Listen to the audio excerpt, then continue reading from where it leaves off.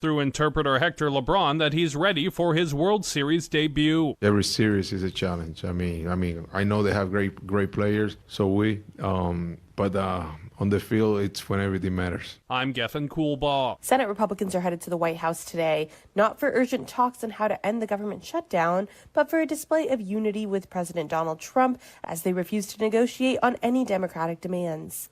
This is AP News. AP correspondent Charles de Ledesma reports on a memoir on Prince Andrew and Jeffrey Epstein hitting UK shelves. The British royal family is once again under intense scrutiny as a memoir by one of Prince Andrew and Jeffrey Epstein's most prominent accusers hits bookstores. The memoir by Virginia Giuffre, titled Nobody's Girl, is being published posthumously 6 months after she died by suicide in April. Giuffre had for years accused Andrew of sexually abusing her when she was under 18 years old and a victim of sexual trafficking by Epstein and his former girlfriend Ghislaine Maxwell. But the publication of the book has thrown fuel on a series of new accusations against Andrew. He said on Friday he'll stop using his titles, including the Duke of York. The royal has reiterated that he denies Giuffre's claims. I'm Charles de Ledesma. I'm Hayya Panjwani, AP News. This is 8:20 a.m. WCPT Willow Springs and streaming worldwide at WCPT820.com. We are Chicago's progressive talk, where facts matter. Now, your WCPT 820 weather update. From the Weatherology Weather Center, I'm meteorologist Jennifer Wojcicki. We'll see a few scattered rain showers possible late today, otherwise increasing cloud cover with a high in the upper 50s. Breezy southwest winds increased around 20 to 25 miles per hour, gusting as high as 40. Then for tonight, a chance for rain, cloudy, a low near 43. By Wednesday, mostly cloudy, breezy, high 52 degrees. And Thursday, mostly sunny skies, a high of 54. That's your latest Chicago weather update. Currently, it's 46. Because facts matter. You are listening to WCPT 820. Welcome to Choose Views with Richard Chew. Get ready to dive into a world of insightful conversations and thought-provoking discussions. As progressives, our job is to have an all-inclusive, full-on assault with all of our players. A show that focuses on moving our political, social, economic, gender, and cultural conversation forward. And all of our players means all of our players. It's Choose Views. And now, here's your host, Richard Chew. Good Tuesday morning, progressives. Chins up and shoulders back. Yes, it is time to fight. In this past weekend, with the protest rallies, there was definitely the sign of people fighting, people being out and making their voices heard. And as I've been saying of late, speak truth to power. Welcome to the October 21st, 2025 edition of Choose Views, 773-763-9278. Find my show on Facebook Live, TuneIn Radio, heartlandsignal.com, and YouTube. And definitely you can email me at richard@wcpt820.com. Thanks for you guys' emails. I'm definitely a Chicago person. Thanks to you guys for your emails, both about this past weekend and not crapping on Democrats. Yes, I try not to do that. I know that every now and again we're going to have a guest that may have an opinion or two about Democrats and what they should or should not be doing and how they should and should not be doing it. But I'm not the one that's going to crap on Democrats. I'm going to continue to push them forward, give them the belief and feeling that I have about what they can be doing better, and then be instructional as best as I can to say this is how we get stuff done and how we win back political power. But thanks for the emails, you guys, at richard@wcpt820.com. Follow me on X, Instagram, LinkedIn, Facebook, Blue Sky, Threads, and Substack. Posted a number of things there yesterday, so check those out. Catch all of our shows by subscribing to our WCPT podcast on Apple Podcasts, Spotify, and iHeartRadio, where you can get Choose Views, featured interviews, Joan Esposito, live, local, and progressive. Driving It Home with Ms. Patty Vasquez, The Big Picture with Edwin Eisendrath, Out Chicago, and our other shows and interviews. And as we say, make your way over to heartlandsignal.com because, let's see, Pritzker getting after Trump, Kat talking with Patty. Let's see. More video from Fox, the ICE Broadview protesters playing gospel music. So make your way over there. Also, you got it. There's a good clip there from Minnesota AFL-CIO President Bernie Burnham on the No Kings rally. So there you go. Make your way there. Good stuff. Always want to make sure that you guys have that in your arsenal of things to talk about. On today's show, going to be fun. You guys heard me talk about this a little bit, and then I'm going to put out a little bit of a question or request for you guys. We'll be talking with State Representative Dayna Polehanki from Michigan, who I had a chance to chat with last week in the 6:30 hour. And then at 7 o'clock, we're joined in studio by my good friend Enrico Mowatt. Talk about a little bit of everything. And then from the a cappella R&B gospel group, Khristian Dentley will be on with us in the 7:30 hour. Really looking forward to talking with him. I hope I don't geek or nerd out because their music has been amazing the last 2.5 decades. So looking forward to having those folks with us today to talk about a little bit of everything, bring some music to the conversation this morning. But right now, check this out, progressives.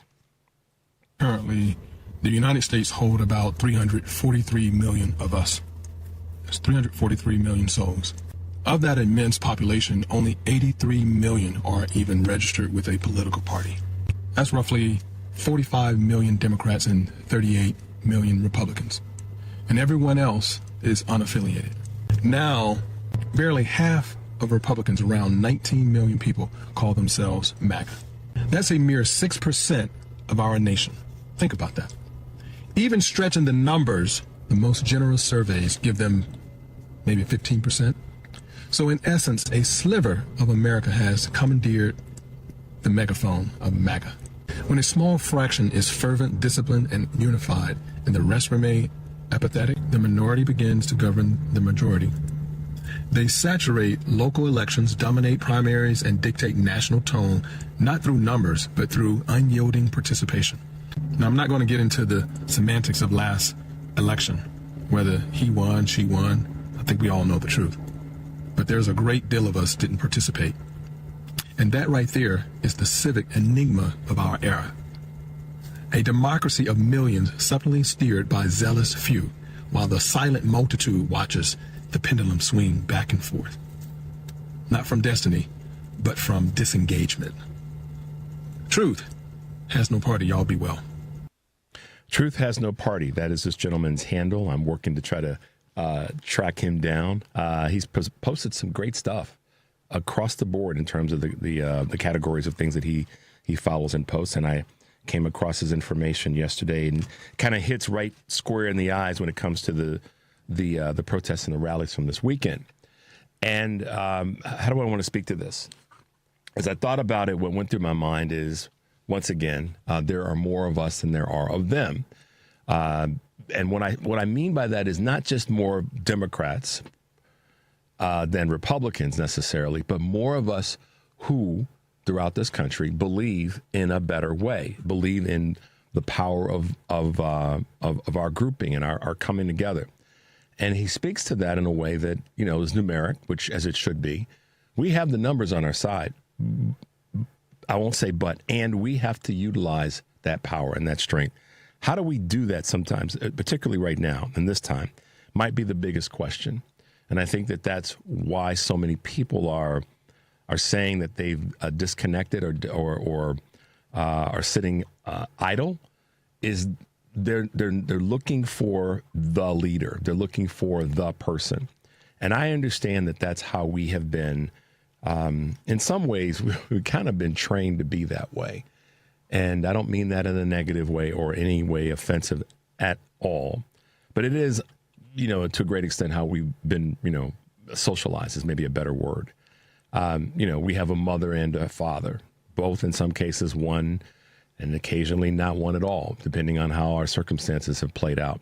But there's always a person that we end up reporting to. So if we end up, God forbid, those who lost their parents early and they end up staying with a relative, that person becomes the one we look to for guidance and look to for the guardrails that we, mature into.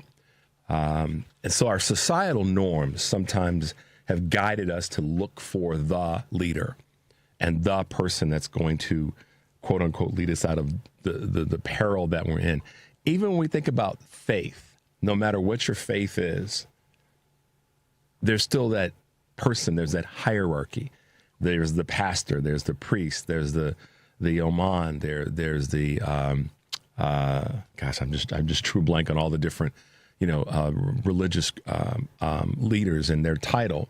And so in any faith, whether it be the Jewish faith, Christian faith, inside the Christian faiths, different categories of Christianity, there's a leader, there's a person that is the head of. So I get that we are socialized in many ways to look for a singular person that leads the thing. There's a coach on a team. There's many coaches, but there's the head coach, right, Dev? And so I understand that. We're socialized in that way.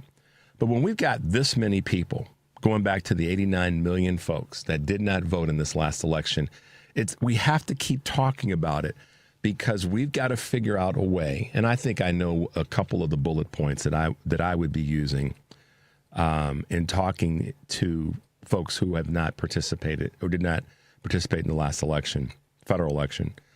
But that, we'll have that as part of another day's conversation. The point I wanted to make is this. We have to be the leaders. I've said it before, and I said then that I would say it again.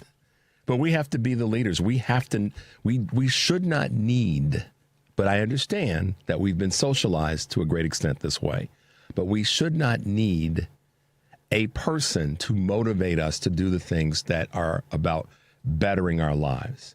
We shouldn't need it, but I recognize that is part of how we've been socialized and how we've been directed in many ways. I want to see us be more self-evolving. I want to see us take more of a proactive, in charge of my destiny, than sort of passing it off or waiting for the proverbial man or woman to ride in on the white horse to save us.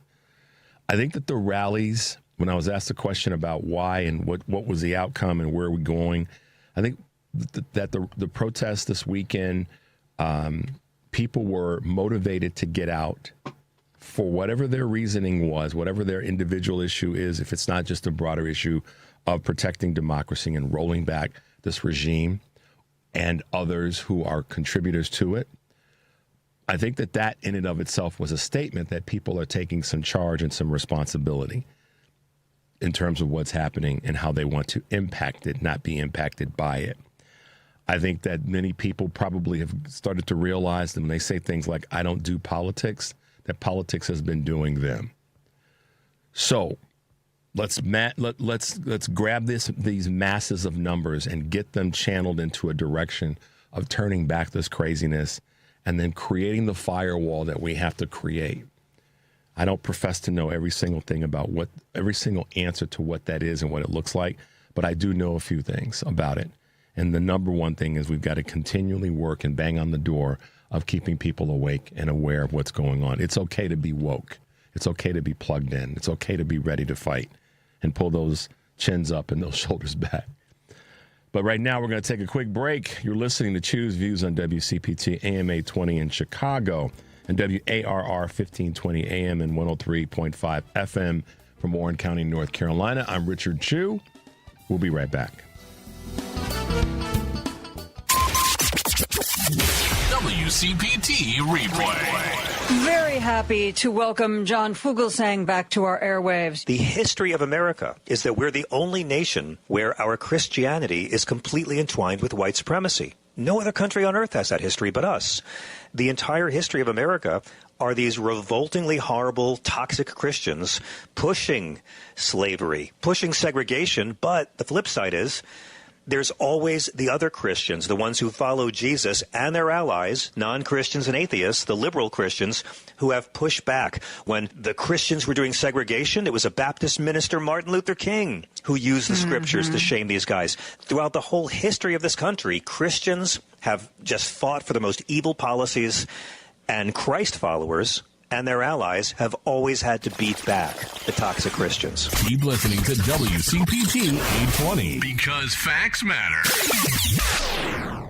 Because facts matter. You are listening to WCPT 820. Welcome back to Choose Views with Richard Chew. All right, guys, welcome back to the show. Time for a couple of Choose Views news items on this October 21st, 2025. Why, quote, warning signs are mounting beneath the stock market's recent rallies. The S&P has posted a series of record highs this year, shrugging off tariff-related volatility as the AI boom propels major technology stocks higher. But as the Wall Street Journal reports, there are, quote, warning signs lurking below the surface. Investors are rotating into defensive sectors like utilities, healthcare, and consumer staple items, which deliver consistent profits, regardless of the state of economy. You guys understand what staple items are. Gold has also hit all-time highs. However, some analysts are still bullish, projecting 16% earnings growth from the S&P companies over the next year, or for the S&P companies. Automakers' resilience is tested while car owners feel the squeeze. Despite a much lobbied for tariff relief extension, auto giants aren't out of the woods just yet. Still, a Barclays analyst tells CNBC the firm is, quote, positively surprised by the car industry's resilience, and it has now elevated the sector to neutral from negative. Call it a comeback. San Francisco rallies on a crime dip and AI. And San Francisco turning the corner? While crime rates are falling, rents are rising, and the AI boom refilling office buildings, the city that was once defined as a post-pandemic malaise in rediscovering its mojo, according to the Wall Street Journal. Tech, specifically artificial intelligence, is driving the rebirth. OpenAI recently christened new headquarters in Mission Bay, California. Salesforce just announced the city will house a $15 billion AI incubator hub to open a massive headquarters downtown. Databricks is also a company that's planning on doing that. The increased foot traffic is revitalizing restaurants, and a 28% dip in burglaries is making people feel safer too. Now, that's tied to something that Mayor Johnson's talked about. I know this is San Francisco from this report, but when people have something to do, people have jobs and opportunities and all the rest, crime goes down. It's a fact. Whether it's San Francisco or if it's Denton, Texas, doesn't matter. And more Americans, unfortunately, in the same conversation are becoming more pessimistic about landing certain jobs in this economy. Nearly half of Americans believe they wouldn't be able to find a good job in today's market as hiring freezes and price hikes take a toll on worker confidence. According to the latest Associated Press poll, 47% of adults say they're not at all confident they could find a good job, which is up 37% from 2023. So there, unfortunately, the current administration isn't really dealing with the jobs concern. They're so scattered with no real direction. You don't hear them talking about jobs.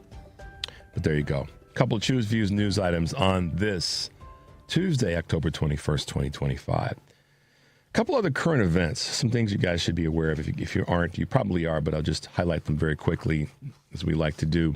You probably heard by now that Trump and Vance were firing live munitions over a California freeway. And because he's a good governor, it saved lives, meaning Governor Gavin Newsom, by shutting down the I-5 freeway. I know this area that this took place.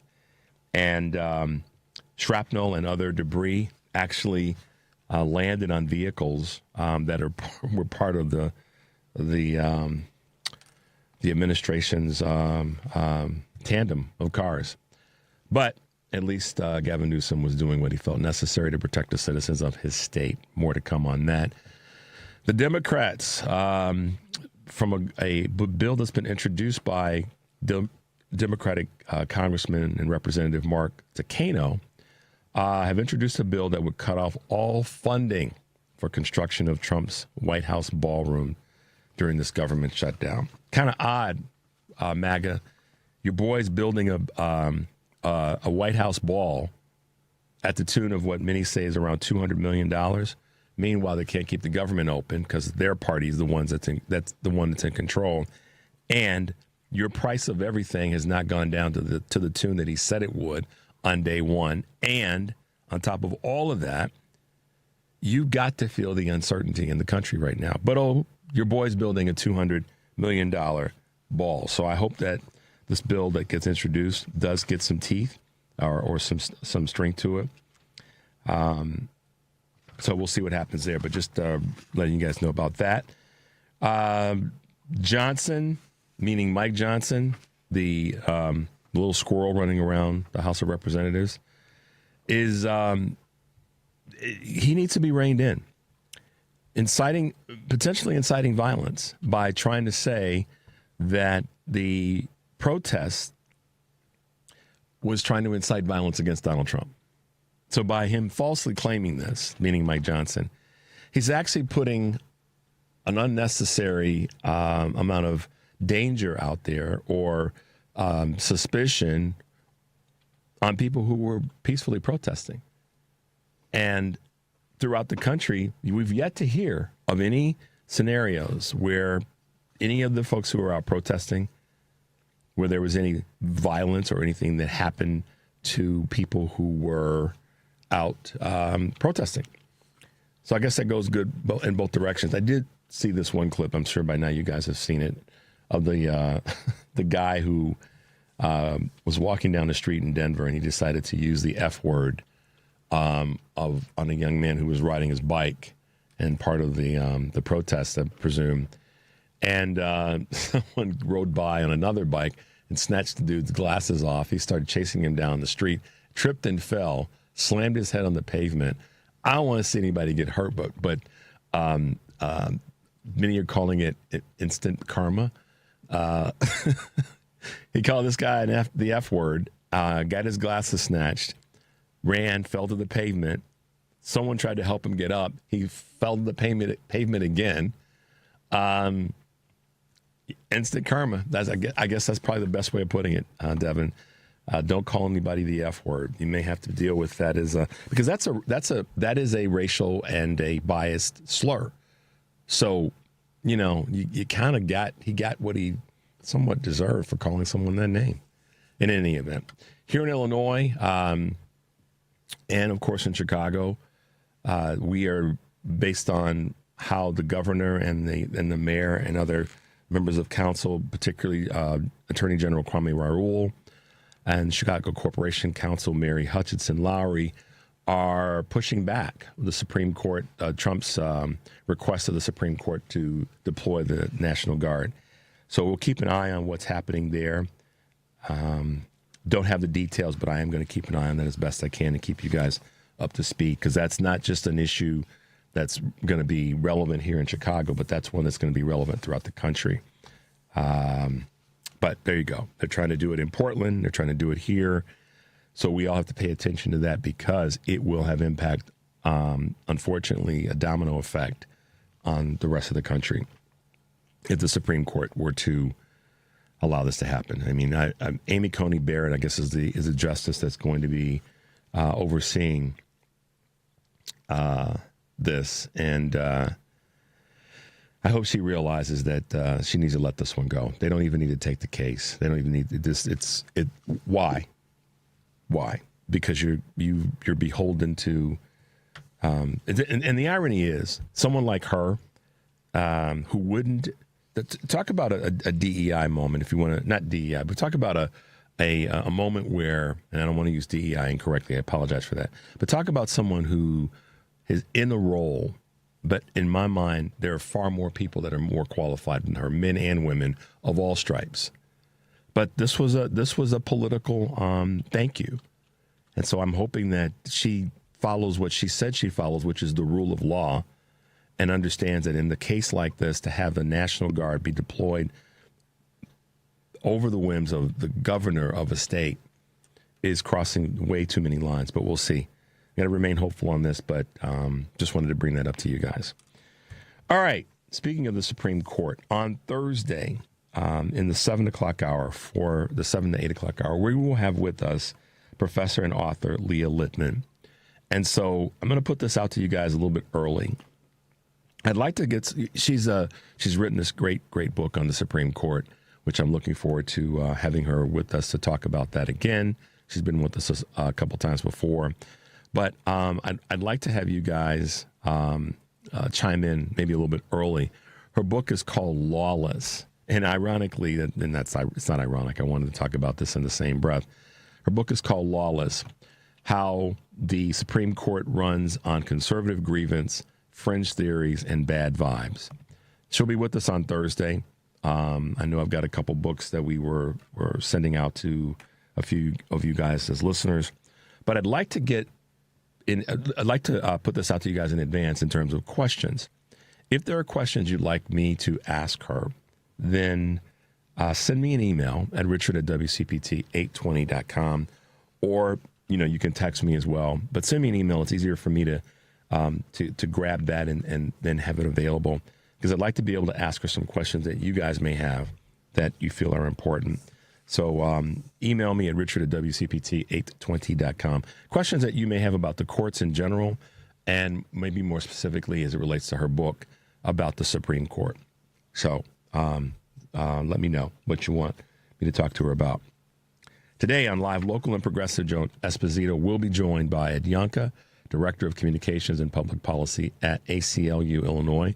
He spoke on Saturday at the rally and at the protest. And Marjorie Hershey, Indiana University political science professor.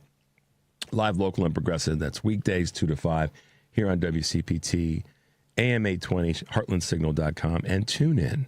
Tonight on Driving It Home, Patty Vasquez will be talking to Funny is Female comedy festival producer and comedian Angie McMahon, and Dr. Caitlin McHugh-Glab, optometrist and Focused Eye Care, and an expert in myopia management. Driving It Home with Patty Vasquez, weekdays 5 to 7 Central here on WCPT, AM 820, the Heartland Signal website, tune in, YouTube, and Facebook. And then tomorrow, going to be a busy day. My guests start off with Chicago Mayor Brandon Johnson, who will be talking to us about the Chicago budget and a few other items right at the beginning of the show. And then Amanda Weinstein, candidate for Hudson, Ohio City Council in Ohio, will be joining us with our good friend Kurt Herner. And Kurt Mullett from Hoosier Blue 63 with another candidate, Blythe Potter, who's running in Indiana. So we've got some candidates tomorrow, and then retired Major General William Inhart, former Illinois congressman and former adjutant general of Illinois. So looking forward to tomorrow's show, because we've got a big lineup, starting with Mayor Johnson right after the show begins. So tune in. All right, guys, we're going to take a quick break. You're listening to Choose Views on WCPT, AM 820 in Chicago, and WARR 1520 AM and 103.5 FM from Warren County, North Carolina. I'm Richard Chu. We'll be right back. Every 40 seconds, a child is reported missing. That's 2,000 children every single day. It's a heart-wrenching reality that we can no longer ignore. Find the Children is a non-profit organization dedicated to helping find missing kids. You can be a part of their mission by donating your unwanted vehicle, running or not. Call 1-800-775-5622. We guarantee that you will receive the maximum tax deduction. We provide fast, free pickup with 24-hour response. Call 1-800-775-5622. Find the Children provides crucial resources to help find missing children and educational materials to teach kids how to recognize and avoid predators. Our recovery programs have a proven track record of reuniting kids with their families. It's time to act. Donate your unwanted or unused car. Help us build a world where every child is safe. Pick up the phone and call 1-800-775-5622. Together, we can bring these kids home safely. This advertisement was paid for by Cars R Us and Find the Children. You're listening to WCPT 820. Here's the latest Chicago weather update. From the Weatherology Weather Center, I'm meteorologist Jennifer Wojcicki. We'll see a few scattered rain showers possible late today. Otherwise, increasing cloud cover with a high in the upper 50s. Breezy southwest winds increased around 20 to 25 miles per hour, gusting as high as 40. Then for tonight, a chance for rain, cloudy, a low near 43. By Wednesday, mostly cloudy, breezy, high 52 degrees. And Thursday, mostly sunny skies, a high of 54. That's your latest Chicago weather update.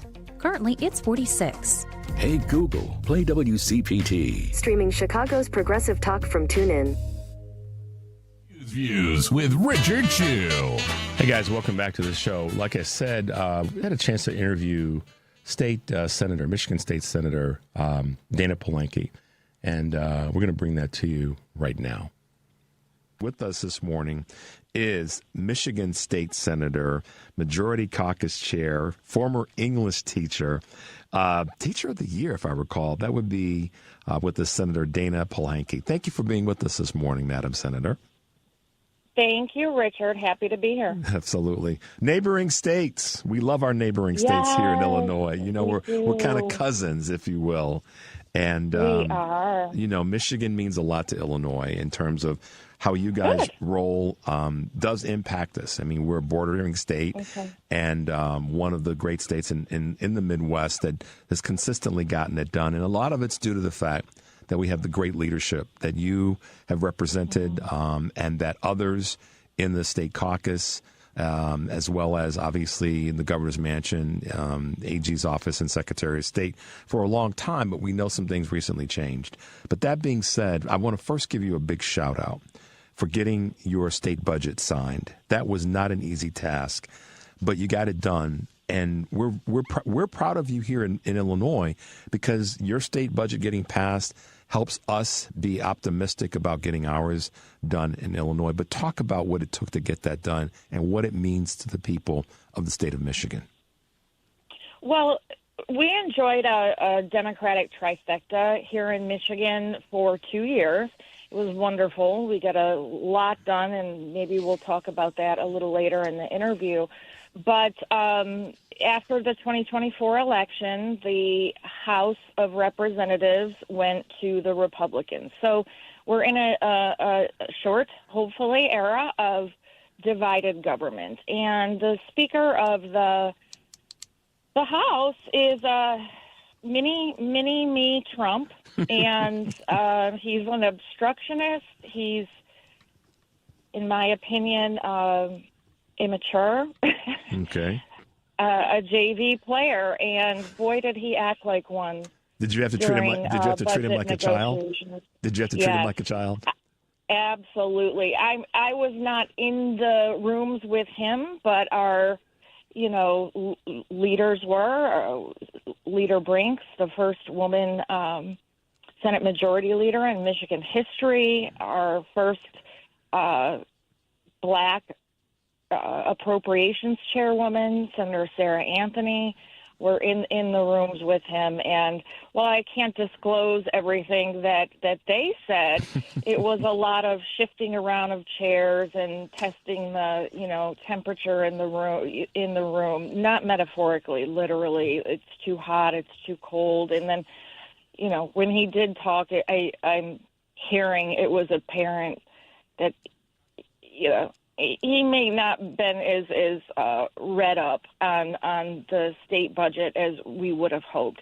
So there's a lot of stalling tactics, a lot of games, and we stood firm for especially our public schools, for health care, and we came out with a budget I'm proud of in terms of keeping schools whole, keeping our universal free school meals, saving Medicaid from the cuts from the one big terrible bill. So we did good in the face of the JV team. I love that labeling. I'm gonna borrow it from you. Don't send me a bill, but I'm gonna borrow that from you, Senator, the JV team, because if we're going to use the whole squatting of high school sports, right now Republicans throughout the country are really the freshman team. They're the 8th grade team. And then for you to make reference to the fact that he was stalling and wasn't quite well read or read up enough on the issues just goes to show the mediocrity of the Republican Party across the board. I mean, I've been kind of unforgiving. It's not just Trump at the federal level. It's on many state levels and state legislatures. So thank you for pointing out that he wasn't read up, but you guys still got it done. Who benefits most in your mind? Who's most impacted by this budget and what it means to the state of Michigan? Well, there were a couple big things, and they're very, very complicated issues. One was decoupling from the one big terrible bill, which Speaker Matt Hall agreed to, and that alone repairs or restores the $1 billion hole that bill, federal Trump bill, was going to blow into our general fund. So there was that. And then there was another provision around insurance, health insurance, that allowed us to avoid some of the huge potential cuts we're seeing from Medicaid and why, there's a government shutdown at the federal level right now. So we're very proud of those wins, making that as whole as possible in the face of the terrible cuts that could be coming on the federal end of it. And like I said before, schools were a big winner, and they seem pretty happy. I haven't heard anything that they're displeased with. We had another round of historic funding for them. We're avoiding any of the Betsy DeVos and Linda McMahon and Trump voucher push or voucher scheme push into our public schools, and that's, of course, using taxpayer money to fund private and religious schools, which has been a goal of Project 2025 and those two women for a very long time.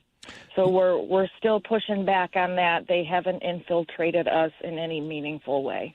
And that's important, not just for the state of Michigan, but for the country at large, to know that state legislators are pushing hard and fighting hard to make sure that you keep what's yours. And I think other states they can take a lesson from that, because the state legislatures, in my opinion, are a big part of the firewall that the Democratic Party has got to maintain.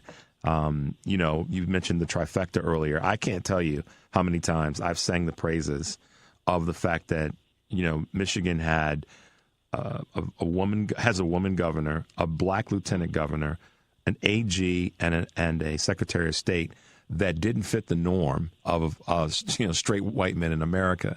And you, as a leader, the majority caucus chair, don't fit the stereotypical, boring, old, historic, white guy in a suit that leads the message. So that's really great, and it's a wonderful example. And you guys have gotten it done. So kudos to the Democratic Party. Thank you. We went. I mean, it was a fun story. Debbie Stabenow, former United States Senator Debbie Stabenow, told us that there were no women's restrooms on the state Senate floor where I work until 1990. Yeah. And not only that, right before I was elected in 2018, when we flipped 5 state Senate seats from red to blue, there were as many men named Mike in the Michigan Senate as there were total women. So there were 4 Mikes and 4 total women. So now I'm happy to say we have more, women than men in our Senate Democratic Caucus. It's pretty historic. So we also have 4 Mikes, actually 3 Mikes, running for higher office in this cycle. So we need to retire the Mikes. 2 are Republicans. One's a fake Democrat who's running as an independent. So the mic's got to go. Well, so the women in my mind have done a pretty good job with Whitmer, Benson, Nessel, Brinks, Sarah Anthony. It's been awesome. And all of us in the legislature, yeah. One of the things that I've said about what you guys have done is that it's a template that other states can use in terms of how when Governor Whitmer said this last summer, she was talking about her commonality with Governor Shapiro of Pennsylvania, and that was and we can't say the words on the air, but we get S done. And you guys do, but it's a template for the other states in the country, because the reality is when Democratic leaders are in place, we do get stuff done. It's evidenced by the bills that we've got. I mean, just as an example, in Michigan, stuff that you're working on, marijuana, making sure, you've been a part of some important legislation there, marijuana, human services, disabilities. These are things that matter to people, not only in the state of Michigan, but throughout the rest of the country. Talk about that for a minute. Some things, when we had our trifecta straight out of the gate, we had a half dozen major priorities that we just knocked off one after the other. Some that I'm incredibly proud of. We repealed the 1931 ban on abortions in Michigan. We restored workers' rights by putting so-called right to work in the garbage where it belongs. We signed Michigan's first ever clean energy and climate plan, which will have us carbon neutral by 2050. We quintupled the working families tax credit, and that's going to benefit a whole lot of Michigan moms. We eliminated the Republican pension tax on seniors, and the one that I'm so proud of, we beat the NRA. I mean, that's not easy to do. So we passed, which are now laws, 3 historic gun safety laws: universal background check law, child safe storage law, and a red flag law, that are saving lives as we speak, in this era of insane, unprecedented gun violence. There have been 2 church shootings within the last 6 months. One of the church shootings that was foiled by church security, my in-laws were in the church. And then this last one in Grand Blanc, Michigan, that's where my parents live. So this is touching my life, certainly touching our lives, and to beat the NRA in that way it felt pretty damn good, and we're having these. Yeah, go ahead. No. I was going to say, and it should, because it's about saving lives. And at the end of the day, you've been a representative of that and the importance of it with the legislation that you sponsored and that you've gotten passed, and also fighting back. I mean, the NRA is they are a terrorist. Their organizational actions are terrorist-like. I don't want to say they're a terrorist group, but their organizational actions are terrorist-like. And the fact that you guys have been able to fight back against them and get those wins is critically important. Again, it's a template. It's an example for other parts of the country when the right people are in leadership and when we've got Democratic leaders doing their thing. You guys are in Michigan. We believe we are here in Illinois. And so it's great to be neighboring states. We're talking with Dayna Polehanki, state senator, the great state of Michigan, on WCPT AMA 20 here in Chicago and WARR in Warren County, North Carolina. I'm proud to have you with us, Senator, and I wanted to ask you a question, 2 questions that go back to something you said earlier about, the House. We weren't able to keep the House. I won't say we lost. We weren't able to keep the House. But I want to ask you the question, how do we get it back? What do you think are the steps that need to be taken to get the House back in Michigan? Well, fortunately or unfortunately, a lot of what happens depends on what's happening nationally and how motivated people are to get out to vote. So there's that. The other piece of it is getting great candidates and boots on the ground, raising money. You know, I was supposed to lose my first race. I came out of the classroom and I thought, oh my God, what am I doing? I was running against a quote unquote unbeatable Republican, and I told my students, I was teaching at the time, I said, I'm either going to be back as a senator, or I'm going to be back as your teacher next week, because I took a couple days off for the election. Regardless, you still need to read Chapter 10 of 1984. So when I came back, I said, well, guys, I won. So I was supposed to lose real big on that, and because teachers made good candidates, apparently, and we knocked 30,000 doors and raised a ton of money. It was the most expensive Senate race in Michigan history at the time.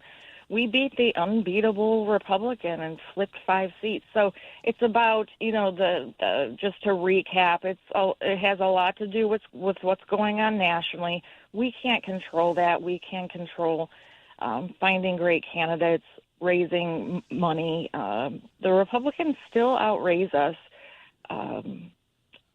Historically in Michigan, it's been 4-1. Yeah. In any of the pivotal races, the DeVosses, Betsy DeVos, yep, and her family max out to every, marginal race that a Republican's running in. They maxed out to my opponent, who outraised me significantly. But, with me and my dad, 75-year-old dad knocked 3,000 doors by himself. So we work much harder than they do. They make a few calls and that's it.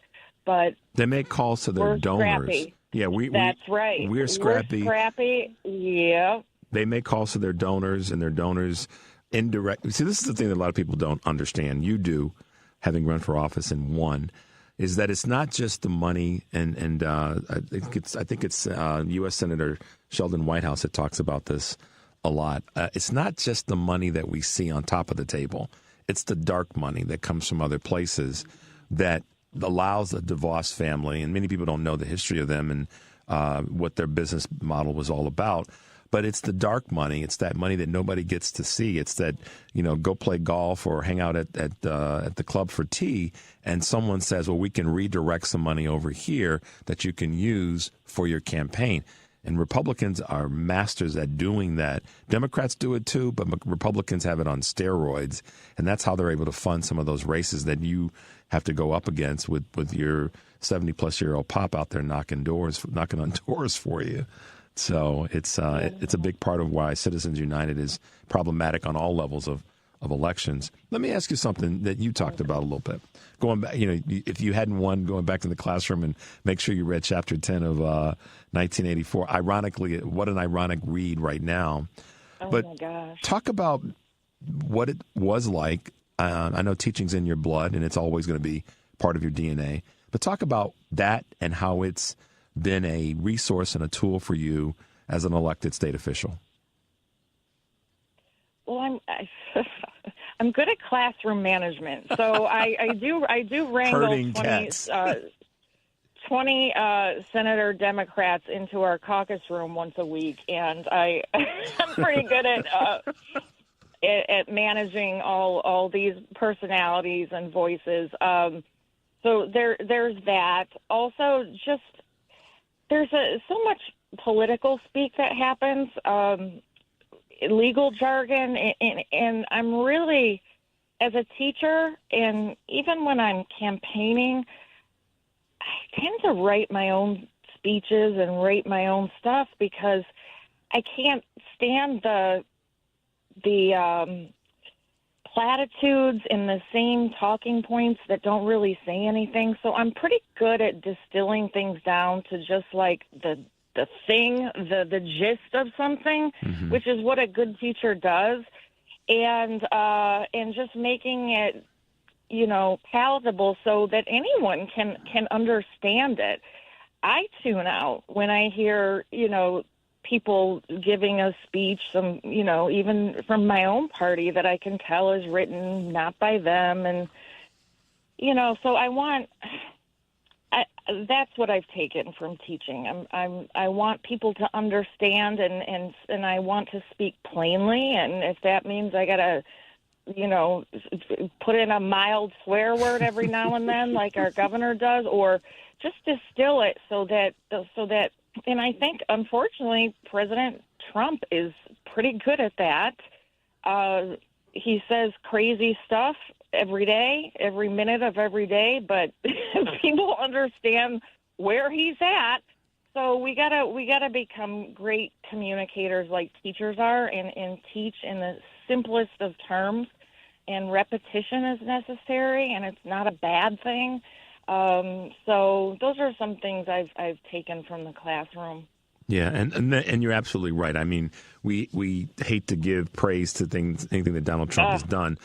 However, one of the things that he has done is he made things, he simplified things so much for so many people that there's a certain amount of attraction to that. We can't deny that. At the same time, though, we still have to call out the craziness in what he says and do it in a simple way. That's the lesson. We use that and say, okay, what he just said was crazy. It was a doggone lie, rather than tiptoeing around it and, just call it as it is. And that's where we get these wins. Senator, let me ask you this, and I know we're going to get to the point where we're wrapping up, and I wanted to stay on time with you. You've got some nice things happening in the weeks to come. Talk about your community conversation event that you've got coming up in early November. Oh, that's my coffee hour. So we decided, we usually have them at night. So what happens is nobody wants to drink coffee at night. So we changed it to community conversation. We just brought so much damn coffee and no one drinks it because no one wants to drink coffee at 6 o'clock at night. So that's my coffee hour. We changed the name to community conversation, but I have these regularly, and this is something that my Republican counterparts don't do like we do. For example, Matt Hall, who I talked about, Speaker Matt Hall, the JV player, he's doing something right now, a listening tour, but he doesn't go to it. He sends his staff to it. So he doesn't even show up to his own listening tours. The Democrats are very good at that. So we have frequent coffee hours, frequent town halls. And that's what you should be applauded for. And I want to thank you for taking the time to be with us today. I know you got a super busy schedule, but how can folks find you? How can folks plug into the work that you're doing and other great state legislators in the Democratic Party in Michigan? Well, people don't follow us on social media enough at the state level. And by us, I mean even your state-level politicians who are given amazing floor speeches and doing really great things, but we're not as sexy as some of the United States senators and governors and Congress people. So you can follow me on social media. I'm on the X, unfortunately, Blue Sky, Facebook, Instagram. My last name is Polehanki, Polehanki. It's been a pleasure to have you with us, State Senator Dayna Polehanki. We continue to push you and prop you up to do the great work that you're doing, and we'd love to have you back on Choose Views on WCPT sometime in the future. Does that sound good? Sounds good. Thank you, Richard. Thanks for being with us. Have a great day today. Bye-bye. You too. Bye-bye. Check up on health. It was great having her on, State Senator Dayna Polehanki. And she's a real deal, guys. Get with her. Find her. Follow her. She is someone that is representing strong in the state of Michigan. As I said during the first part of the interview, neighboring state. They're cousins of ours. And what Michigan does impacts Illinois indirectly. And we want to continue to help They had. This is the thing that I guess I should just cut to the chase. It ticked me off that they lost the House, but not by lacking of effort. It really was money. It was because of Citizens United. That's the reason that they lost the House. They had everything. They had the governor's mansion, lieutenant governor, AG, Secretary of State. And they had both chambers, House and Senate. They got stuff done. As I said, Governor Whitmer said, we get S done. And they did. They still do. So anything that you can do anywhere in the country to help Michigan regain the House, whether it be contributing money, whether it be whatever you can do, contact the Senator Polehanki's office and ask them, what can I do to help? Because I'm telling you guys, when we, as progressive liberal Democrats, and I know people say whatever they're going to say about us, but when we are in the majority, it's different than being in control, but when we're in the majority, we get stuff done. Just look at President Obama's first two years in office. Had the majority, got stuff done. Biden had the majority, got stuff done. When we are in the majority and there's a Republican in leadership, or we get stuff done by stopping them from getting things that are crazy implemented. So that's the importance of having, and as I said, they are a template. They were the prototype of having all chambers, both chambers and those top 3 or 4 offices. We get stuff done. So whatever you guys feel you can do to help Michigan regain that, let's do it. And here in Illinois, we've got our version of it, and we need to have that in more states throughout the country. That's why I keep talking about the importance, and I was talking about this before the election last year, the importance of not just the White House, the state, the House of Representatives and the Senate, but also state legislatures. When we have state legislatures in our column, or our team, our varsity team, we get stuff done. And she is definitely a representative of that as a state senator. So reach out to Michigan State Senator Dayna Polehanki, Polehanki. It'll be good for you. We're going to take a break, guys. When we come back, we're going to have some fun the next hour. You're listening to Choose Views on WCPT AM 820 in Chicago and WARR 1520 AM and 103.5 FM from Warren County, North Carolina. I'm Richard Chu. We'll be right back.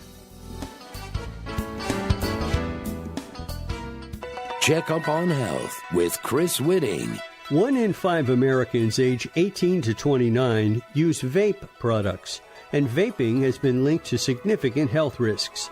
Jamie Hartman Boyce, Assistant Professor of Health Policy and Management at the University of Massachusetts Amherst, led a review that looked for the best ways for young people to kick the vaping habit. The most promising interventions for those groups that had been tested so far appeared to be a text message-based intervention, where people would be sent daily text messages that would be tailored based on their personal characteristics, where they were in their journey to quit vaping, and it would give them encouragement and advice on how to quit.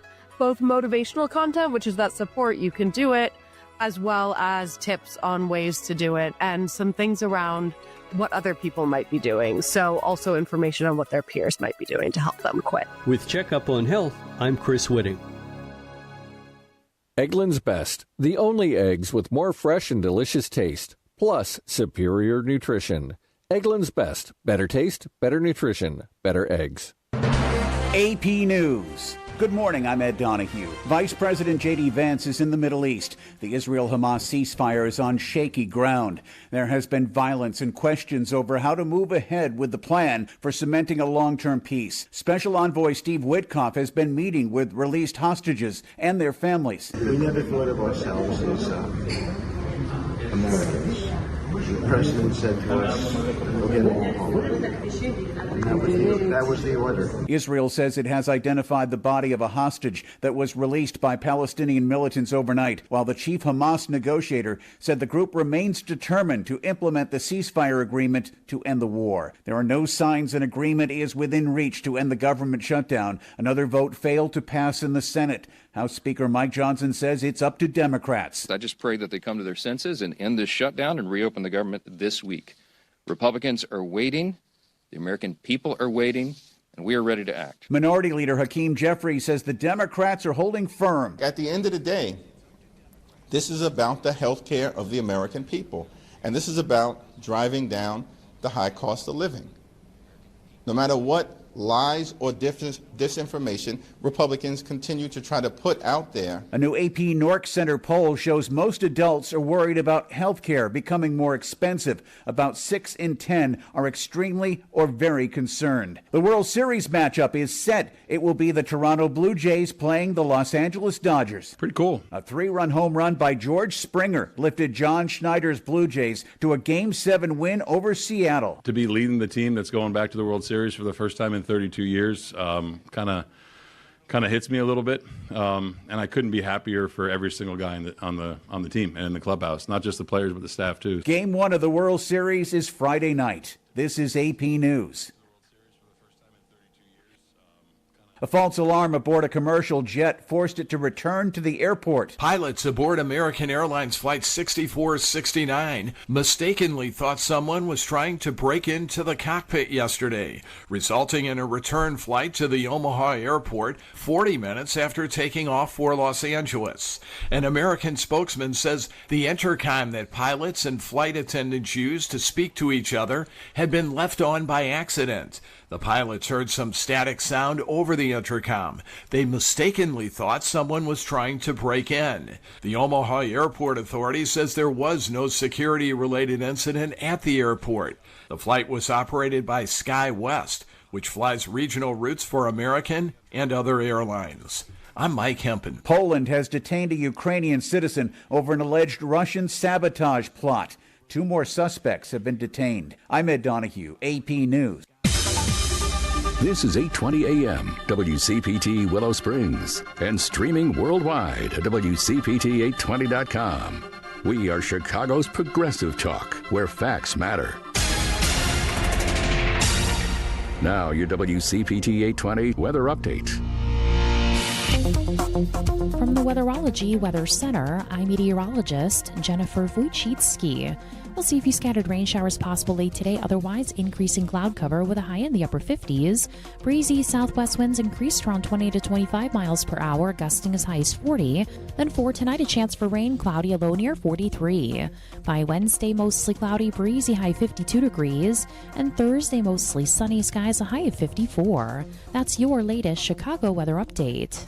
Currently, it's 46. Save big money when you shop at Menards. Highlight your home's beauty with outdoor wall lights from Patriot Lighting. Exterior lights enhance both the look and the security of your home. Shop a variety of style and finish options now at Menards. Save big money on all outdoor wall lights, in-store and online. Plus, check out our weekly flyer on Menards.com for more great deals happening this week.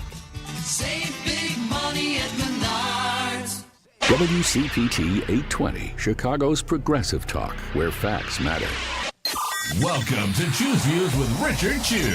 Get ready to dive into a world of insightful conversations and thought-provoking discussions. As progressives, our job is to have an all-inclusive, full-on assault with all of our players. A show that focuses on moving our political, social, economic, gender, and cultural conversation forward. And all of our players means all of our players. It's Choose Views. And now, here's your host, Richard Chew. Hey, guys. Welcome back to the second hour of Choose Views on this October 21st, 2025.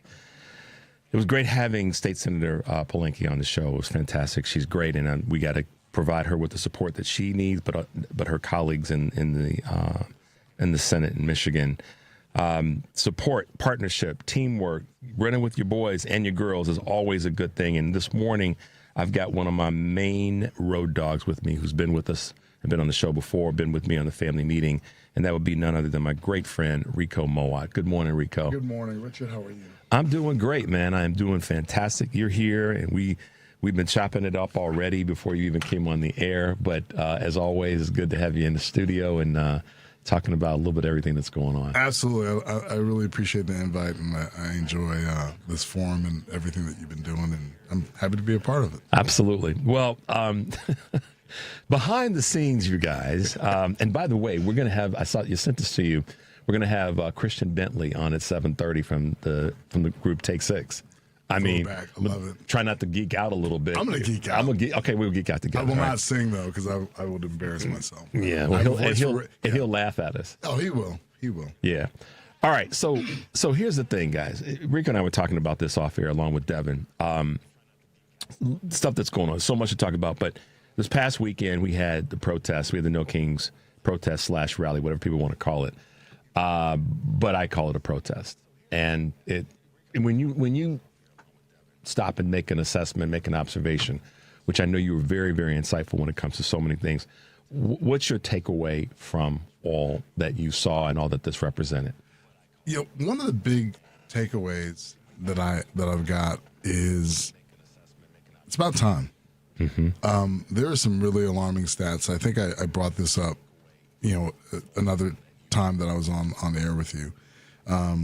When it comes to civic engagement, there were approximately 6 million less voters this last election. Mm-hmm. And now which amounted to about, a drop of about 7.5%. 50 states, roughly 7 million participants, and a gaggle of international cities that decided to do their thing. That decided to participate. So I'm excited about the energy behind it, but is that energy going to be kept up? What's next? Midterms are coming up. Yeah, and there's elections in 3 weeks. Yep, that are special elections and all that. Yep. So keep going. So my thing is, and I'm the protests, the peaceful protests, and this is a form of civic engagement, which are my two favorite words. But keep that momentum going, and then also from the Democratic point of view, how are you going to kind of bottle that energy and translate that into grassroots activity? Mm-hmm. How are you going to translate that into appropriated messages and messaging to make sure that people come out to participate and vote appropriately, based on the issues at hand that are affecting them? And the 7 million people that participated, they were in all states, big towns, not just big cities, small, rural, there was B, C counties. I got a text yesterday from one of my listeners that said that they live in a town of 20,000, or I think their sister, one of their relatives, but anyhow, a member of their family, I believe it was, lives in a town of 20,000 people. 2,500 plus people showed up for the No Kings protest. Yeah, that's better than 10%. That's 10%. It's a lot. And so I said that, frankly, it's great to see 200,000 or 300,000 people show up in Chicago, but where I think it's going to matter the most, and I'm sure you can take the baton on this, is when we see these smaller communities, quote, have that size of a turnout. I can't wait to talk to my man Kurt Mullet tomorrow from Hoosier Blue 63, because he's in Indiana. Yeah. And I know he's going to have some data for us. And then other communities where it's smaller, it's red, and folks showed up. Well, and again, that 20,000 person town with 2,500 people showing up, those 2,500 people may be in a healthcare desert and have lost their Medicaid, excuse me, or have lost other privileges. Those folks in those rural counties may have farms, and they may have seen certain subsidies or experience major effects because of a government shutdown. Right. So it's these issues are not, and I'm not trying to, steal the thunder from, Barack Obama. These are not, red or blue issues. These are American issues. Yeah. and that's the thing that I think is really lost with this line in the sand of GOP and Democrat. They're still Americans, and there are American issues, and there are things that are being, kind of affected for Americans by this current administration. So, and the other thing too, checking The Economist, let's talk approval ratings just for a second. And the only time being in okay, so let's use a little bit of baseball analogy. If you bat 300 or even 285, 295, you're probably going to make it. 300 gets you to the Hall of Fame. Oh, absolutely. 285 might get you there. Yeah.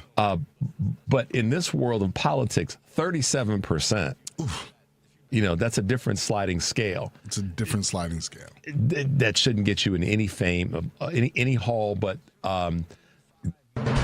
AP News. Good morning, I'm Ed Donahue. Vice President J.D. Vance is in the Middle East. The Israel-Hamas ceasefire. Okay, we're back. Those numbers shouldn't get you anything but kicked to the curb. Kicked to the curb, hard bounce. Yep. And when I talk about approval ratings, there are only 9 states where he's got a positive net approval rating. Did y'all hear that? 9. 9 out of 50. That is not that's bad. That's really bad. And here's the cool thing about that. Based on the electoral map, which, by the way, we all know that the Electoral College needs to be abolished. I don't say it enough. I recognize that, but it needs to be gone. It's got to go. It's got to go. It in its own way, it is a form of voter suppression. If nothing other than mentally, people think, well, that state, why in the hell am I going to even vote? Because my vote's basically not going to match up to this other state because they've got a different number of electoral votes. But anyhow, 9 states, y'all. Yeah. The boy, he's failing. I'm not even going to say your boy. The boy is failing. And even in red states like Texas, net approval minus 19%. Arizona, minus 10%. Yeah, which begs the question, going back to what you said about the sustainability and bottling this, the Democratic voices, the leadership, which all of us are that.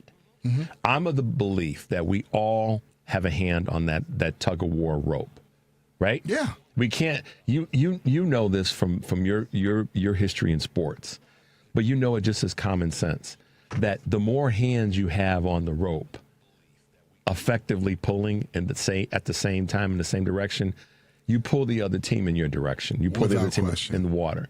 And so we right now, I don't think that the lead person of the tug of war or the back person, the anchor, has any more power than everybody in the middle. No. And we've got to remind each other of that. And it's not just waiting for the proverbial, as I said earlier in the show, person, male or female, to ride in on the white horse to save us. We got to bottle the energy from this weekend. Yep. And be ready. The next protest should have 14 million people.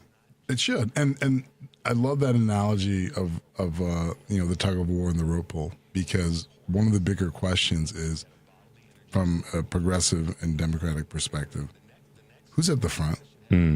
Who's at the front? And then, just as importantly, who's the anchor? And it is people in the middle. It is about, the 7 million, folks that, attended the No Kings protests, and that who need to be registered voters, who need to tap people on the shoulder and say, hey, this is kind of important. This is really important. And ask questions that might make, their peer group a little uncomfortable, and challenge them to, if you're happy with what you're seeing, okay, but if you're not, what are you going to do about it? And the most basic form of civic engagement is voting. Yeah. Instead of using devices, that we have, smartphones, to post pictures on social media, use it to figure some things out and get some information so that you're informed. Yeah, I was. I sat in with the guys on the family meeting on Sunday, and one of the things that was a question about what's next is voter registration. Yeah. How many people are not registered to vote? But I even those that are not registered to vote, even those that are registered to vote, I think the bigger issue is what it's going to take to get the 89 million people that did not show up to vote in this last election off the sidelines, off the bench, and in the game, because it's without question. And what's even more important that a lot of people are not talking about, especially what's happening in Chicago, what's happening in Portland, these are dry runs for 2028 in terms of voter suppression and intimidation. Absolutely. People need to wake up and recognize, his weaponization of military resources and other agencies is a dry run to stop and to impede democracy. Someone made a comment, you don't renovate a home that you're going to be leaving. Unless you plan on selling it. Unless you plan on selling it. And we know that. And well, he is selling it. He's sold it. He's because sold it even already. in that renovation, he's got, $1 million donorship per person to attend a dinner, to celebrate this. Yeah. And you're demolishing the East Wing Yeah. And I know that people that are out there, the MAGA crowd has said, yeah, but other presidents, they made renovations, they did this, they did that. Come on, y'all. This is one of the problems with where we are in the country. Too many people have lost themselves in kind of opposite ends of the same situation. What do I mean by this? And you're listening to Choose Views on WCPT AM 820 in Chicago and WARR 1520 AM and 103.5 FM from Warren County, North Carolina. I'm Richard Chu, and with us this morning is my good friend and guest in studio, Enrico Mowatt. Rico, we've got these two sort of opposite ways of looking at this. So, we've got people who want to excuse the behavior, but not take responsibility for things that are happening, but just defer to excusing the behavior and say, well, but and the others have done, but not take responsibility and say that doesn't make any sense. It's a moving of the goalposts to really lower the standard and make it easier for this administration and the person that's currently in the White House. And, I'm speechless. I'm struggling to find my words. A tan suit was vilification for Barack Obama. But what this guy is saying, he can't remember world leaders' names. Right. He doesn't understand basic geography. He doesn't know how to pronounce Tylenol. Oh yeah, he knows how to pronounce Tylenol. Right. But acetaminophen, I can't say. Yeah. There's 12-year-olds that know how to pronounce acetaminophen. Yeah. But yet those on the right, those that support him, are willing to find a reason to excuse it and keeping their heads in the sand. Absolutely. Meanwhile, as I slightly pivot, not really, but we've got a press secretary. Oh boy. We got a press secretary that runs her little tail around talking about Democrats not having decorum and following rules and being nice and the Democrats are so awful. Yet this H word, and I'm not going to say it, but you all can fill in the blanks. It begins with an H and ends with an R. It's known as a garden tool. And that's one of them. That's the other one. The other H word, phonetically, it's a garden tool. And the other one is what some refer to bovine.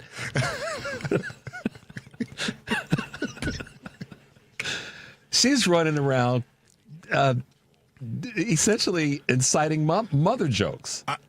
Caroline Levitt. Y'all, did y'all hear this? Did y'all hear about this?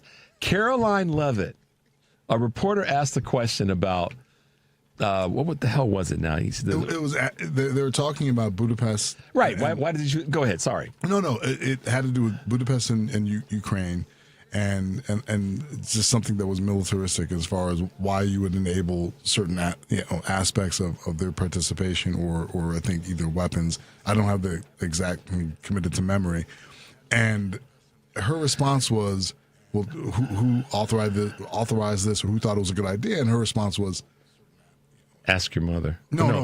Your mom did. Your mom did. And the one thing I'm going to take a step back, just as someone who enjoys comedy and has always enjoyed comedy, back to the days of Richard, Pryor and Red Fox. That's our comedy. Yeah, I mean, can we have anything? Can we? I mean, your mama jokes go back to black comedy. Black comedy, they just do all day, every day, and it's like, and that's also a subculture thing that has been for people of color and have enjoyed it, and it's again, it's not as prominent now because it's not as pearl-clutchingly shocking, right? Given that, and it's different than someone like Belushi saying your mother wears combat boots. Yeah, but here's the thing: we could put it into the ethnic curve or not. But at the end of the day, this is the same H word that's running her tail around, telling people how awful Democrats are and how awful the Democrats are disgusting and calling people And by the way, dumb A, Caroline Levitt, Antifa, just for those in the cheap seats, is about anti-fascism. So you don't, every person in the GOP, including Mike Johnson, do some research, but they know. Yeah. The Antifa, if you want to, the original Antifas would be, let's see, Eisenhower, maybe McCarthy, maybe Truman.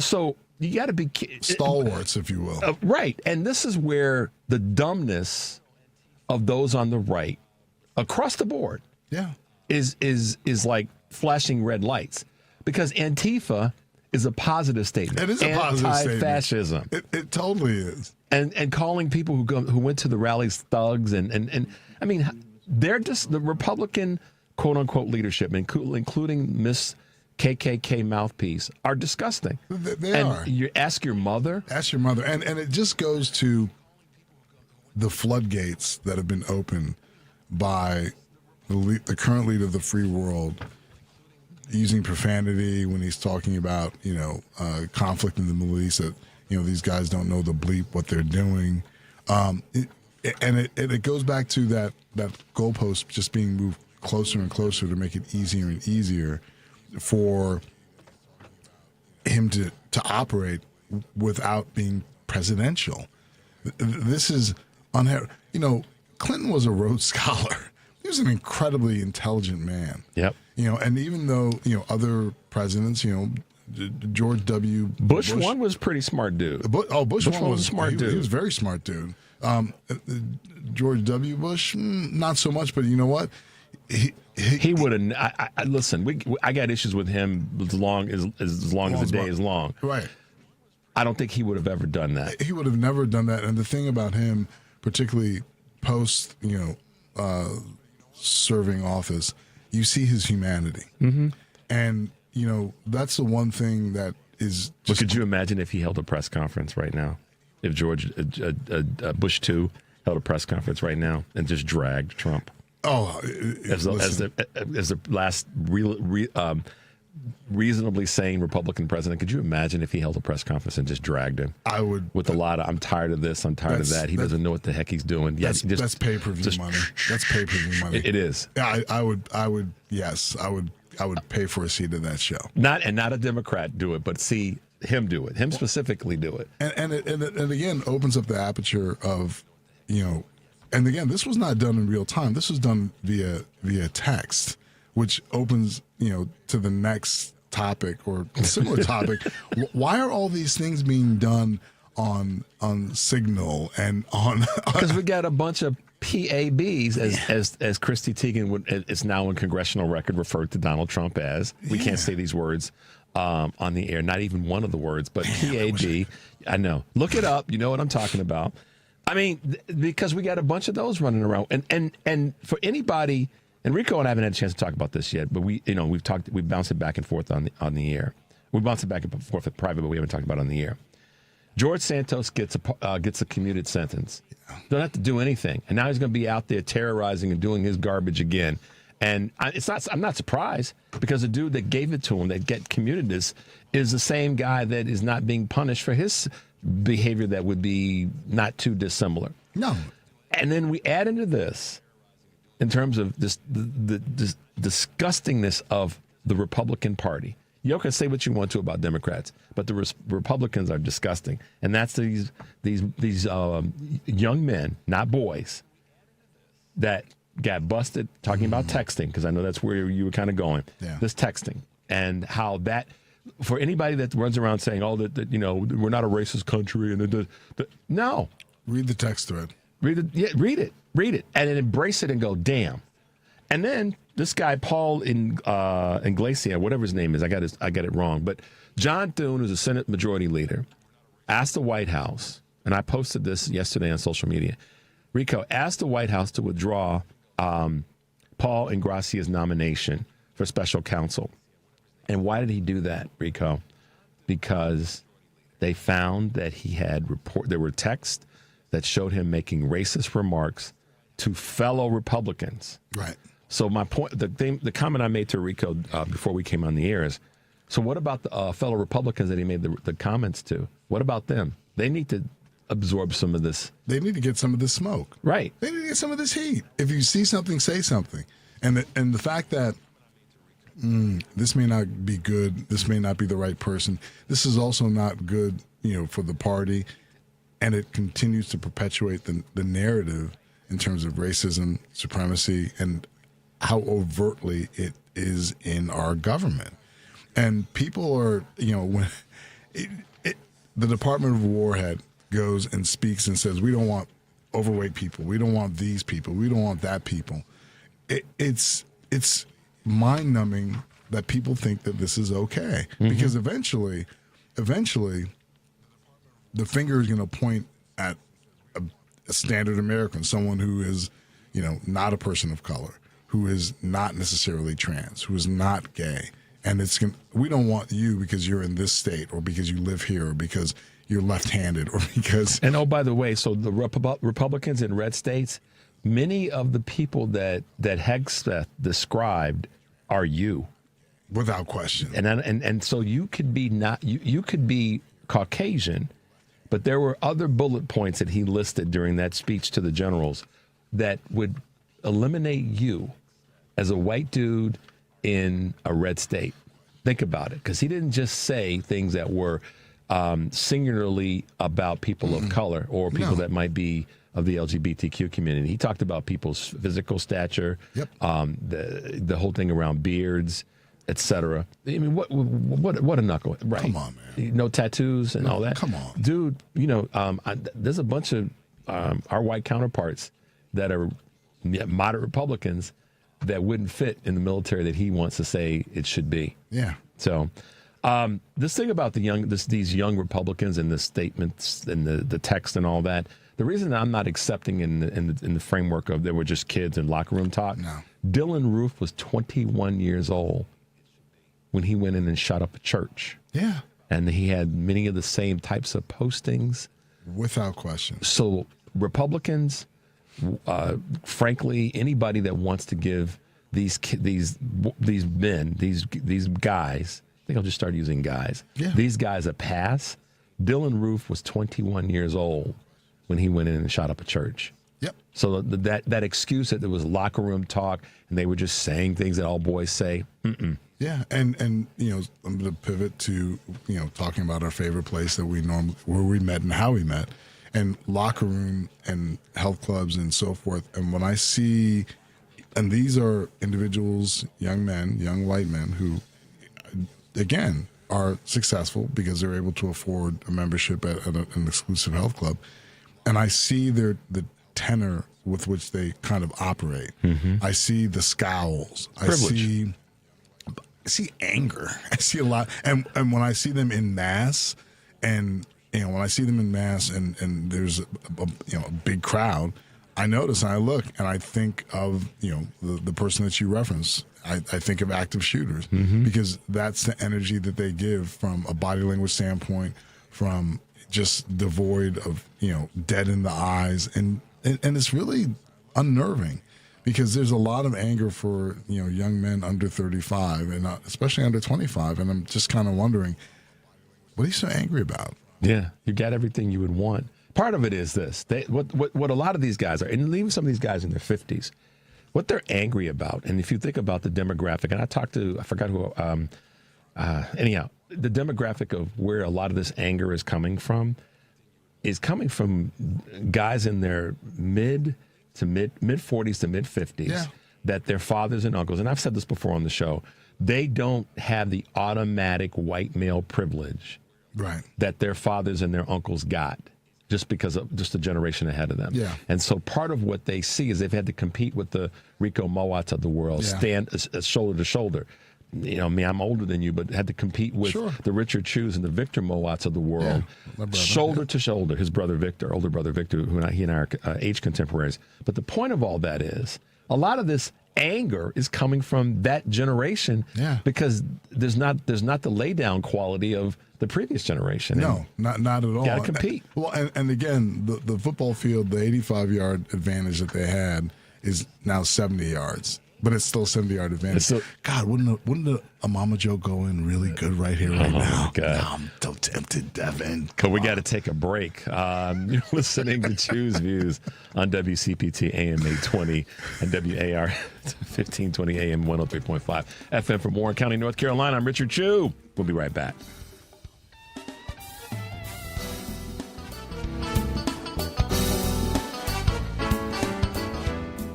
When it comes to the vitamins and supplements you take, quality counts. If you have questions or concerns about the vitamins you plan on taking, we're happy to help. Mark Drugs, better health and care for you and your pets. The most common signs you need a probiotic are if you have taken an antibiotic and need to balance out the gut bacteria, you find yourself getting constantly sick, or you feel bloated, unwell, or have skin issues. We carry high-quality probiotics at our pharmacy, such as Florastor, Floragen, and what I refer to as the silver bullet, Orthobiotic, which combines multiple strains of beneficial bacteria and friendly yeast to stimulate optimal gut flora.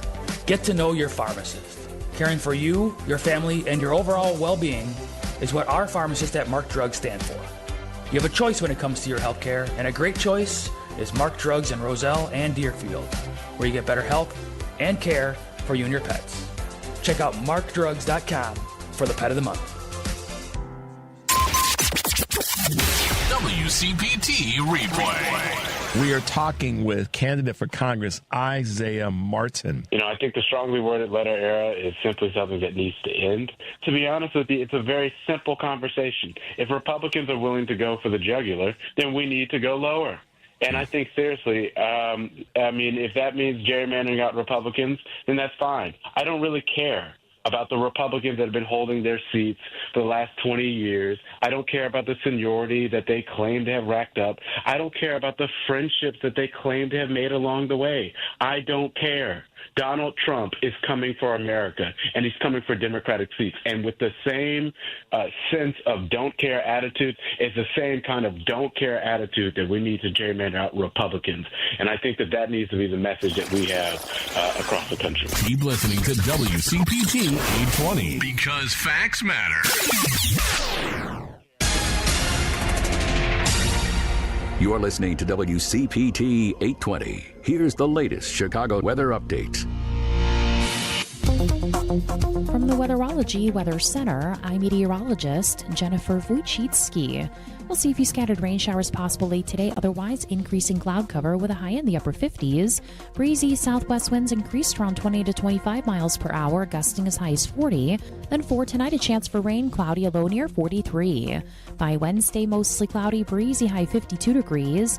And Thursday, mostly sunny skies, a high of 54. That's your latest Chicago weather update. Currently, it's 47. This is WCPT 820, where facts matter. Welcome back to Choose Views with Richard Chew. I know somebody who declares he's got it made. He won't admit it, but it's just a masquerade. He's a modern-day deceiver with a case of false fever, but it's a good. And then there's roses says she's sweet. Oh yes, she is. She gets the word, next thing you know, it's in the street by the time. Songwriter, producer, vocalist, speaker, 312 songs written, 3,638 live performances. Who are we talking about, folks? We are talking about Khristian Dentley, member of the phenomenal group Take Six, Grammy Award-winning men's vocal group and Gospel Music Hall of Fame inductee. Khristian, I told my friend Enrico, who's with me in studio, I hope I don't geek out this morning, but welcome to Choose Views. Man, thank you for having me. It's an honor. Well, I made you laugh right out of the gate, so I guess we can shut it down. So that's a good thing. It's funny, man. I never hear those stats quoted back to me. It's funny because I'm just a guy, just living his best life, just doing what he loves to do. I'm a numbers guy at heart, and listen, man, that level of productivity is legendary, and it needs to be noted. 25 years of experience and over 3,600 live performances. there's so much. I've got to tell myself to shut up. So because there's just now let's go. So we got much. 20 minutes. Let's talk about That's it. right. Well, listen. Enrico wants to say hi. So big fan. And what up, Rico? What up, boss? Khristian, this is. I was telling Richard that I hope I don't try to sing because you're going to really talk about it. 'Cause even though I have a voice for radio, I've got a singing voice for garbage. So this is great. Now let's get the ratings up. Let's go ahead. Bust it out. No. Ratings go down. Ratings go down. Khristian, okay.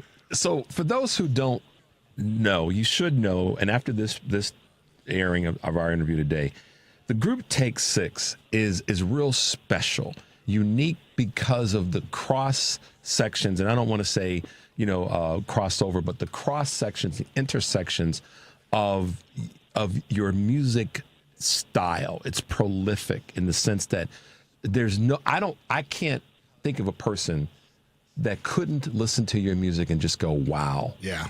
I mean, is that a good assessment, Rico? No, that's a great assessment. And it's so funny because even when there was the resurgence of a cappella and even movies associated with kind of that form of song, right. Take Six wasn't mentioned. No. Take Six was not and I think in terms of that's why the 25 years is important. It is. Yeah. And again, it's like fine wine that still tastes great and ages in its vintage, but it's also still contemporary. Harmony is harmony and is transcendent in terms of its appreciation and also how it makes music lovers feel. And the fact that, I think a lot of today's music, listeners don't know about Take Six.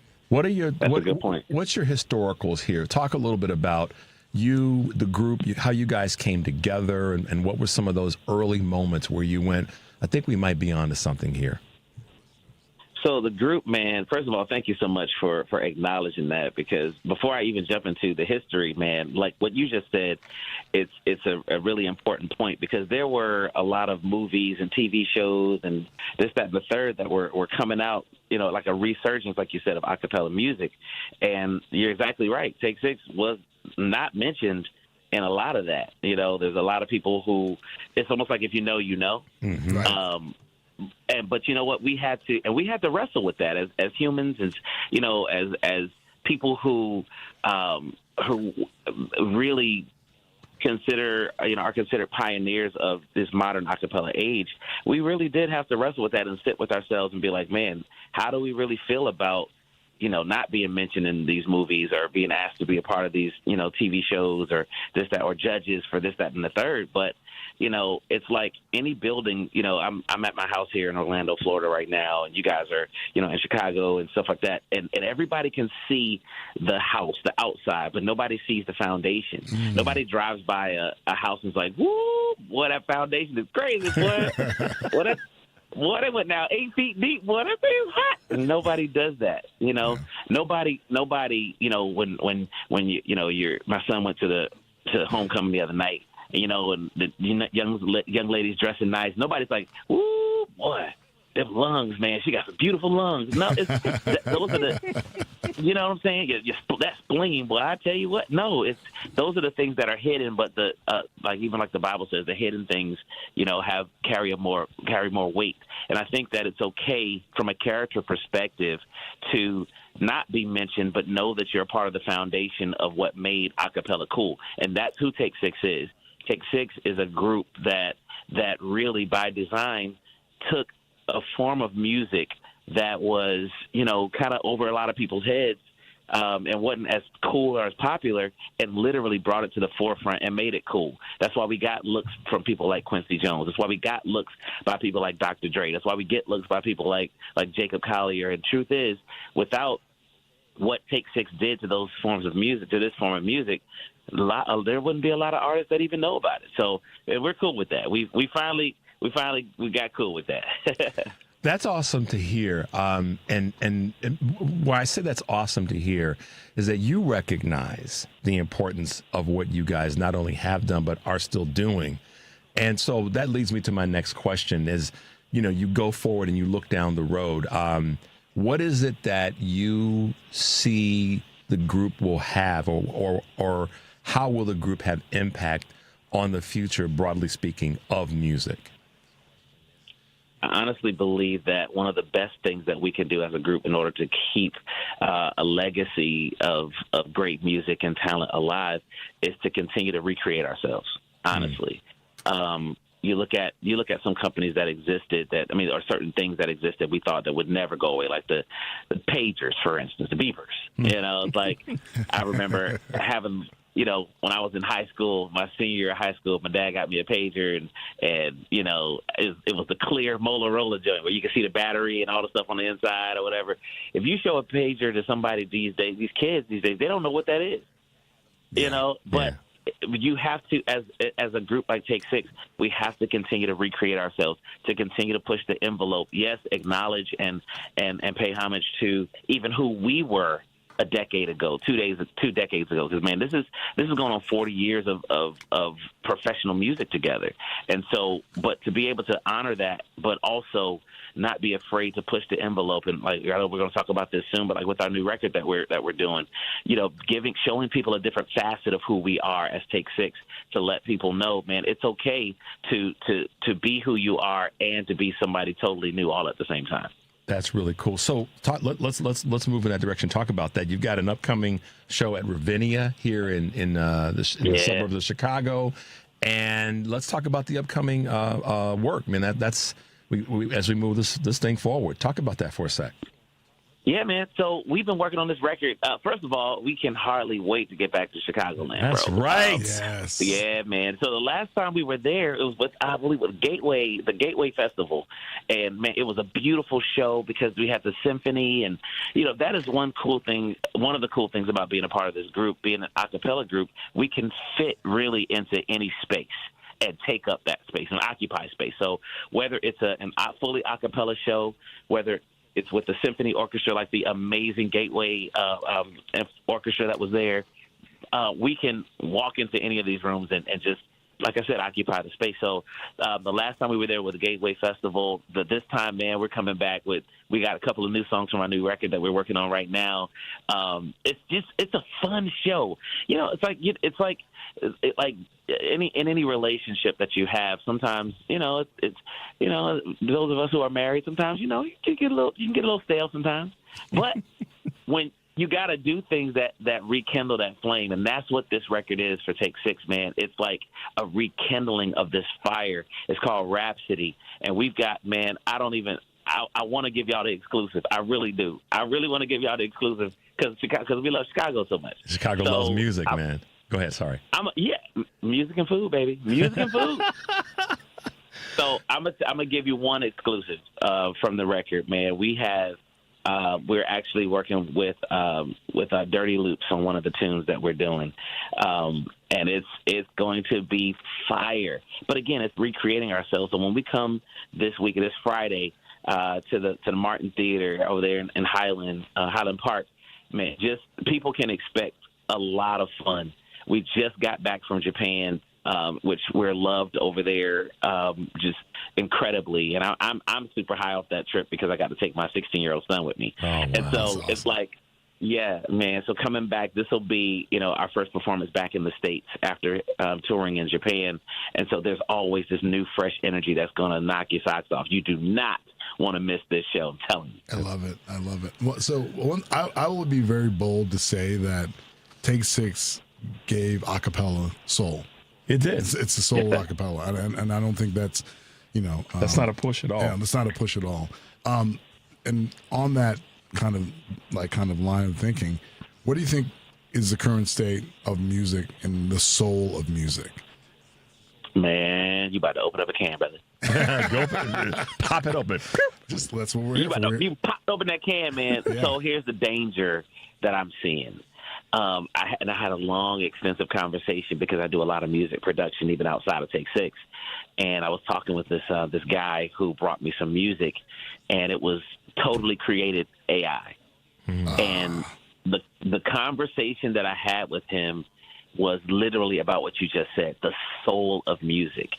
I don't care what algorithm you have, and I'm not saying that it wasn't dope. I'm not saying that it wasn't sonically at the level, but what I am saying is that there's no computer that can produce soul. You can't get life out of non-life. You know what I mean? Yeah. And I think that when you live long enough to fall in love, to fall out of love, to get married, to get divorced, to have kids, to lose parents, to buying your dream home, to losing everything, to gain it all again, that life experience gives you the meat and the life that songs, in my opinion, that resonate with people require. And so I think that in the age that we live in, it can be really scary because if we punt on the actual soul of music and making sure that we're infusing life and love and an actual soul in the art, that 10 years from now, it'll be a lifeless art form. Yeah. I mean, one thing to note, that is the reason why there's so many people still reeling from the death of D'Angelo. Yeah. Because his music was, I mean, every instrument, every arrangement, every vocal, every falsetto, everything that he and anything that he did really touched you, from a soulful perspective because it was so soulful. Sorry, Richard, I didn't mean to No, it's okay. No, I mean, it's so important for us to recognize what you just said, the soulfulness of how you broke that down and described it. You're listening to Choose Views on WCPT, AM 820 in Chicago and WARR 1520 AM and 103.5 FM from Warren County, North Carolina. I'm Richard Chu. We're talking with none other than Khristian Dentley, who is a member of the wonderful group Take Six. So, Khristian, two questions kind of rolled into one. Biggest musical influences, and if I put you on the spot and said you had to say who maybe your favorite one or two voices are now, what would be those answers? All right, so I've got two answers for both. Okay. All right, biggest musical influence, I'd have to start with my father. Okay. Kenneth Dentley, man. So my dad pastored a church in South Carolina when I was just a little kid, and I used to watch him play keyboard, organ and stuff like that. And he had a little studio out there. The first home studio I ever saw was my dad's. Wow. Writing music and producing music, and I wanted to be. Dad had a Jerry curl. I wanted a Jerry curl. Soul Glow. As a 7-year-old boy, I wanted a Jerry curl because my dad had one. My hero, you know what I'm saying? So, biggest musical, and there are actually songs that I produce now that I have little trinkets of the stuff that he did when I was a kid. And I just throw it in there because I know that when he hears it, he knows exactly where I got it from, just to pay homage to him. So that's number one. Number two would have to be Stevie Wonder, man. Yeah. Songs in the Key of Life changed my life, bro. Millions of people's lives. Oh, man. Listen. That record, if there was no Stevie Wonder, there wouldn't be other people that I admire to the highest degree, like a Tommy Sims or P.J. Morton or, these guys that literally took what Stevie did and just emulated that. And that's huge for me. So best voices. There is, of course, a lot of people for sure know of the young lady. Her name is Samara Joy. Mm-hmm. My God. Tori Kelly was at the top of my list, and I hope I don't get in trouble. Hey, Tori, what up? But Tori Kelly was at the top of my list for vocalist, and then I went to a Samara Joy concert here in Orlando, and the entire time, was completely mesmerized by how cool she was and how, literally generations of singers live in her throat, man. It's crazy. Yeah. So that's one, but let me tell you, her father's name is Antonio McClendon, and that dude is literally one of my absolute favorite I'm actually producing some music for him right now. In fact, today in Nashville, they're cutting some strings on a song that I wrote for him. Man, that dude, when you hear his voice, Antonio McClendon, I'm telling you, look out for that dude. Yeah. Samara Joy's dad, no jokes. He's that guy. That's fantastic. I had the pleasure of seeing Samara Joy at the Chicago Theater last year in December, and she brought her father out, and he